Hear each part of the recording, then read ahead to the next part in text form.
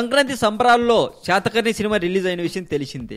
బాలయ్య బాబు గారు నటించిన గౌతమిపుత్ర శాతకర్ణి చిత్రం టాలీవుడ్ చరిత్రలో ఎప్పటికీ గుర్తుండిపోయే భారీ విజయం సాధించడంతో టి సుబ్బిరామిరెడ్డి గారు చిత్ర యూనిట్ ను తన పార్కు హయత్ హోటల్లో సన్మానించారు. ఈ సందర్భంగా బాలయ్య బాబు గారు సినిమా కలెక్షన్ల గురించి చేసిన కామెంట్స్ హాట్ టాపిక్ అయ్యింది ప్రస్తుతం సోషల్ మీడియాలో. ఎవరి సినిమాలు ఎక్కువ వసూలు చేస్తాయో ప్రజలకు తెలుసు. రికార్డుల గురించి నంబర్ల గురించి నేను పట్టించుకోను. నా అభిమానుల్లో ఇవన్నీ చూసుకుంటారు. వాళ్ళే నాకు సర్వస్వం అని బాలయ్య గారు కామెంట్ చేశారు.